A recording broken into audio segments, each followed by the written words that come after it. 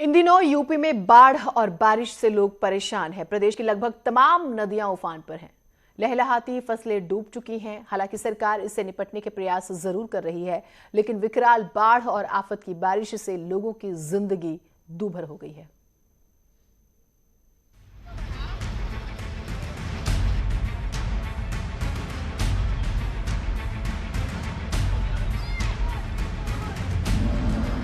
सड़क पर सैलाब की ये तस्वीरें मथुरा की हैं, जहां कुछ घंटों की बारिश से सड़कें समंदर बन गई और गलियों में उफनती नदियां बहने लगी।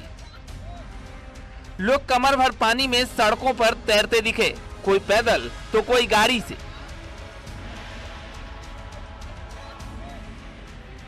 महाराजगंज में भी बाढ़ की स्थिति धीरे धीरे विकराल होती जा रही है। नेपाल से निकलने वाली नदियों में उफान के बाद महाराजगंज जनपद के निचिलौल, नौतनवा और फरंदा तहसील के करीब 80 से 90 गांव बाढ़ की चपेट में आ गए हैं। रहने की समस्या सर, हजारों लोग बेघर हो गए हैं, घर टूट गया है सर। वो ये सब जो है, इनकी क्या व्यवस्था हो रही है सर? तो किस इलाके में बाढ़ ज़्यादा ये सर रमगढ़वा, ये सटे नेपाल बॉर्डर से सटे रमगढ़वा होते हुए सियाबार होते हुए सारा तहलका पानी मचा दिया है सर। हालांकि बाढ़ और बारिश के बीच बचाव कार्य भी तेजी से चल रहा है। जल शक्ति मंत्री खुद प्रभावित इलाकों का हवाई सर्वेक्षण कर रहे हैं, जबकि प्रशासनिक अधिकारी भी लोगों को राहत पहुंचा रहे हैं। जल शक्ति मंत्री ने प्रदेश के कई इलाकों का सर्वेक्षण किया है। बलरामपुर जिले में पहुंचे मंत्री महेंद्र सिंह ने कहा कि सीएम योगी आदित्यनाथ के नेतृत्व में पूरे प्रदेश में बाढ़ का काम बहुत अच्छे ढंग से हो रहा है। योगी आदित्यनाथ जी के नेतृत्व में पूरे उत्तर प्रदेश में बाढ़ का काम बहुत अच्छे ढंग से किया गया। पूरे देश के दूसरे प्रांत जहां बाढ़ से पूरी तबाही मची थी, वहीं मेरा उत्तर प्रदेश सुरक्षित है। माननीय मुख्यमंत्री जी के मंशा के अनुरूप उनको राहत सामग्री और जो भी आवश्यकताएं उनकी हो उसकी पूर्ति करने के लिए हो सके, इसके लिए हम सब लोगों ने यहाँ पर व्यवस्था स्थापित किया है। हम लोग ब्लॉक लेवल पे कंट्रोल रूम बनाने की बात अपने ग्राम विकास अधिकारी और ग्राम सेवक इनके साथ जो सचिव हैं वहाँ के, वो गांव में जाकर के रह करके कामों को देखेंगे। गोरखपुर में भी नदियों का जलस्तर तेजी से बढ़ रहा है। कई गांव टापू की तरह दिखने लगी हैं। हालांकि बाढ़ आने से पहले अधिकारी दावा तो कर रहे थे कि सभी इंतजाम कर लिए गए हैं, लेकिन जगह जगह रेन कट लोगों की मुश्किलें बढ़ा रही है। बारिश शुरू होने से पहले सिंचाई विभाग ये दावा कर रहा था कि उन्होंने बंधों को देख लिया है और वहां पे जितने भी रेन कट रेड कट हैं उनको सही कर लिया गया है। लेकिन उनकी दावों की पोल जैसे ही बाढ़ आई उसने खोलनी शुरू कर दी है।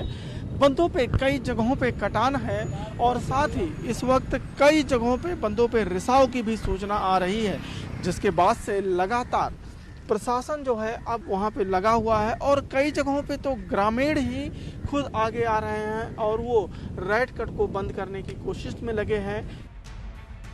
हालांकि बाढ़ की विभीषिका के बीच गोरखपुर के खोरावर क्षेत्र में बना तरकुलानी रेगुलेटर लोगों के लिए फायदेमंद साबित हो रहा है। मुख्यमंत्री योगी आदित्यनाथ के ड्रीम प्रोजेक्ट का आज असर दिख रहा है। ये रेगुलेटर न सिर्फ गाँव और शहरों में पानी जाने से रोक रहा है, बल्कि खेतों में फसलों से पानी निकालने का भी काम कर रहा है। बहुत फायदा मिल रहा है। जनता के जितनी फसल बच रही है, गांव गिराव भी बच जा रहा है। न गांव गिराव डूब जाता था। जब बाढ़ आती थी, ढोल बजवा है, गौर बरसाइत है, ये नौआ डोमरी, नौआ हथिया प्रास वगैरह सब बुड़ जाता था। लेकिन तो ये पानी निकालने की वजह से बहुत बचत हुआ है। कुल मिलाकर बाढ़ इस वक्त प्रदेश में लोगों के लिए किसी आफत से कम नहीं है। हालांकि प्रशासन लोगों की मदद में जुटा जरूर है, लेकिन बाढ़ से लोगों की मुश्किलें कम होने का नाम नहीं ले रही। Bureau report, news 18। और अब आपको कुछ तस्वीरें दिखाते हैं जिसको देखकर आप अंदाजा लगा सकते हैं कि किस तरह से बाढ़ ने परेशानी बढ़ाई हुई है। गोरखपुर की बात करें, यहाँ पर भी लगातार तस्वीरें सामने आ रही हैं। बलरामपुर का जिक्र करें, वहाँ पर भी इसी तरह के हालात हैं, या फिर गोंडा का जिक्र करें। खासतौर से पूर्वांचल की जब आप तस्वीरें देखेंगे तो यहाँ पर बारिश ने हाहाकार मचाया हुआ है। बाढ़ ने खासतौर से उफान पर नदियां हैं, आफत में जिंदगी। तकरीबन 500 से ज्यादा गांव जो हैं वो प्रभावित हुए हैं। इस पूरे पूर्वांचल क्षेत्र की जब हम बात करते हैं, मुख्यमंत्री उन्होंने हवाई सर्वे भी किया था, अधिकारियों को आदेश भी दिए थे लोगों के लिए। आप देखिए जरा किस तरह से घर हैं, और जो कच्चे मकान होते हैं उनमें तो बहुत दहशत की, कभी भी गिर सकते हैं। तो ये तस्वीरें भी सामने आ रही हैं जो हम आपको दिखा रहे हैं। किस तरह से लोग अपने घरों में कैद हो गए हैं, खाने पीने पहनने ओढ़ने हर चीज़ की दिक्कत है। बिना नाव के वो बिल्कुल भी कोई काम नहीं कर पा रहे, एक जगह से दूसरी जगह नहीं जा पा रहे हैं। पिछले साल न्यूज 18 और बायजूस की एक पहल ने कई ऐसे यंग जीनियस से मिलवाया जिन्हें देखकर हम सब हैरत में पड़ गए। उम्र इनकी भले छोटी हो, पर जब न्यूज 18 के मंच पर इन्होंने अपने बड़े काम दिखाए तो पूरा देश इन्हें बस देखता ही रह गया। कोई मैथ्स तो कोई म्यूजिक, कोई स्पोर्ट्स तो कोई आर्ट, सब के सब अपनी फील्ड के जीनियस।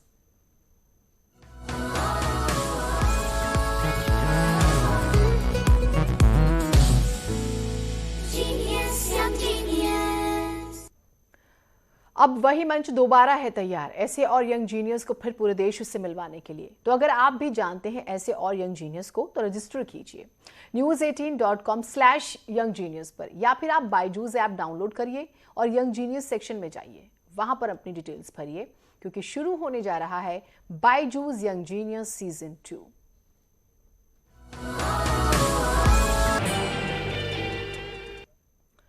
खबर कानपुर से आ रही है। कानपुर में सेल्स टैक्स विभाग ने छापा मारा है। 25 करोड़ की सुपारी बेचने का मामला है। टैक्स चोरी की अगर हम बात करें तो इन्होंने 1 करोड़ 33 लाख रुपए का राजस्व का नुकसान पहुंचाया विभाग को। कागजों में दूसरे राज्यों से खरीदी सुपारी। ट्रांसपोर्ट नगर में ये छापेमारी हुई है। कल्याणपुर थाने में केस दर्ज। अमित गंजू हमारे साथ हमारे सहयोगी जुड़े हुए। अमित जी, ये पूरी खबर बताइएगा। देखिए, मैं आपको बताना चाहूंगा कि कहीं ना कहीं सुपारी कारोबारियों का बहुत बड़ा नेटवर्क है, बहुत बड़ा कॉक्स है, जो बिहार, आसाम के रास्ते होते हुए कानपुर और दिल्ली तक छापा है। अगर बात की जाए ट्रेड टैक्स की तो पिछले कई महीनों से ये इनके रडार पर हैं। सुपारी वालों की बात की जाए तो 2020-2021 में 11 करोड़ 72 लाख और 2021-2022 में 13 करोड़ 79 लाख की सुपारी बेच दी गई। और सबसे बड़ी चौंकाने वाली बात तो ये रही, जिस पते पर, जिस एड्रेस पर जहाँ सेल टैक्स का या ट्रेड टैक्स का नंबर मेंशन था, वहां ना कोई संस्था थी, ना ही कोई मकान था। और दूसरे राज्यों से सुपारी खरीदकर अन्य राज्यों में बेची गई, जहां उत्तर प्रदेश का कोई टच नहीं रहा। इन्होंने 1 करोड़ 33 लाख रुपए की क्षति की है राजस्व की।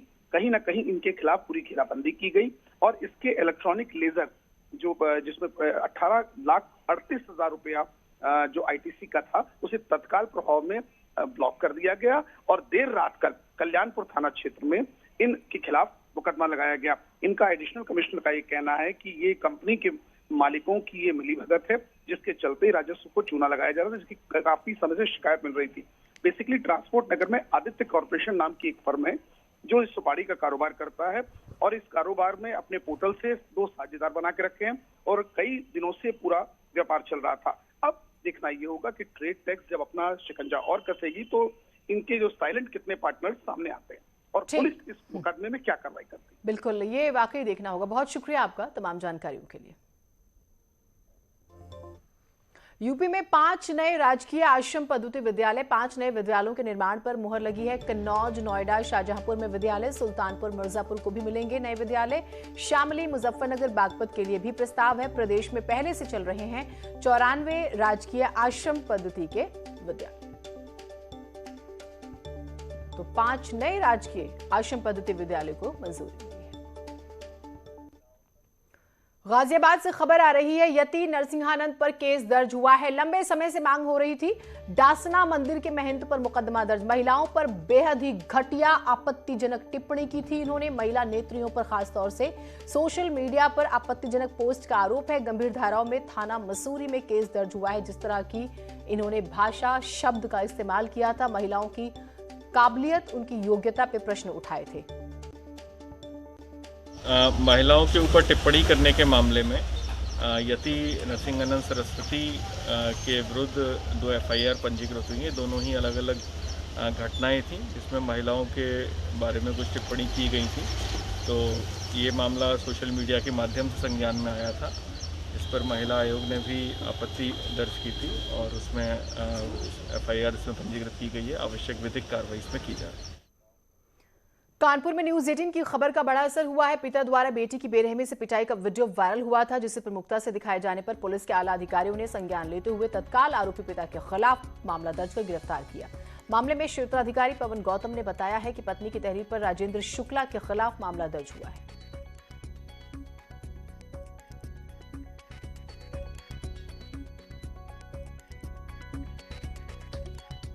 आज दिनांक 31 अगस्त को थाना बिधनू के अंतर्गत श्रीमती आरती शुक्ला द्वारा थाने पर लिखित तहरीर अपने पति के खिलाफ दी गई, जिसमें उनके पति द्वारा शराब पीकर अपने बच्चों व उनको मारने का आरोप है एवं कमरे में बंद रखते हैं, जो कि एक वीडियो से प्रमाणित है। उक्त प्रकरण में थाना बिधनू पर धारा 323, 504, 506, 342 आईपीसी के तहत अभियोग पंजीकृत कर लिया गया है एवं अभियुक्त राजेंद्र शुक्ला को गिरफ्तार भी कर लिया गया है। जालौन में बिजली विभाग की बड़ी लापरवाही सामने आई है, जिसमें 11,000 की लाइन के करंट से झुलसकर एक लाइनमैन की मौत हो गई। लाइनमैन ने शटडाउन ले रखा था, लेकिन विभाग के किसी कर्मचारी ने अचानक शटडाउन खोल दिया। इसकी चपेट में आकर बुरी तरह से झुलस गया। मौके पर ही उसकी मौत हो गई। पूरा मामला उरई कोतवाली क्षेत्र के गांव कुकर गांव का है। मामले को लेकर परिजनों ने हंगामा किया।